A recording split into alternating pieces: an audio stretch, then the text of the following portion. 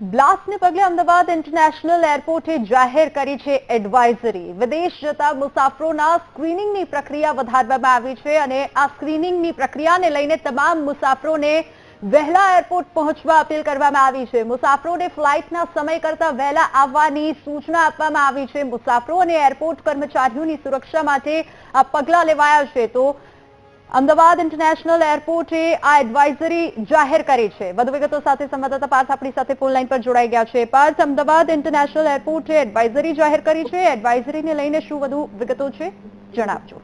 હજી ચોક્કસથી જે રીતે ગઈકાલે સાંજે 7 વાગ્યાની આસપાસ દિલ્હીમાં કારની અંદર જે બ્લાસ્ટ થયો હતો, બ્લાસ્ટને લઈને ગુજરાતને એલર્ટ મોડ ઉપર મૂકી દેવામાં આવ્યું છે। ગુજરાતના મોટા શહેરોમાં એલર્ટ આપવામાં આવે છે, ત્યારે અમદાવાદનું આંતરરાષ્ટ્રીય જે ઇન્ટરનેશનલ જે એરપોર્ટ છે તેને પણ એલર્ટ ઉપર મૂકી દેવામાં આવ્યું છે અને તમામ સઘન સુરક્ષા કરી દેવામાં આવી છે।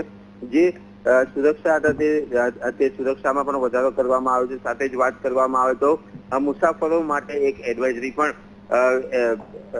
ઇન્ટરનેશનલ એરપોર્ટ ઓથોરિટી દ્વારા બહાર પાડવામાં આવી છે, જેમાં સરદાર વલ્લભભાઈ પટેલ આંતરરાષ્ટ્રીય એરપોર્ટ ઉપર પ્રસ્થાન કરતા મુસાફરો માટે સ્ક્રીનિંગની પ્રક્રિયા વધારવામાં આવી છે। સાથે જ મુસાફરોને વહેલામાં વહેલી એટલે કે યોગ્ય સમય કરતા 2 થી 3 કલાક વહેલા અમદાવાદ એરપોર્ટ ઉપર પહોંચવાની પણ એક એડવાઇઝરી જાહેર કરવામાં આવી છે। સાથે જ નિર્ધારિત સ્થાન ઉપર પહોંચવા એરપોર્ટ ઉપર પહોંચી જાઓ અને સુરક્ષા કર્મીઓને પૂર્ણ સહકાર આપો, કારણ કે જે રીતનું ઇન્ટરનેશનલ એરપોર્ટ ઉપર જે રીતનું ચેકિંગ થાય છે તે ચેકિંગમાં પણ વધારો કરવામાં આવે છે, સ્ક્રીનિંગમાં પણ વધારો કરવામાં આવે છે અને વધુ કલાકો સુધી જે બેગનું સ્કેનિંગ થતું હોય છે તેમાં પણ વધારો થઈ શકે છે, જેના કારણે મુસાફરોને 5 થી 6 કલાક વહેલા પહોંચવાની સૂચના પણ અત્યારે હાલમાં એરપોર્ટ ઓથોરિટી દ્વારા ઇસ્યુ કરવામાં આવી છે।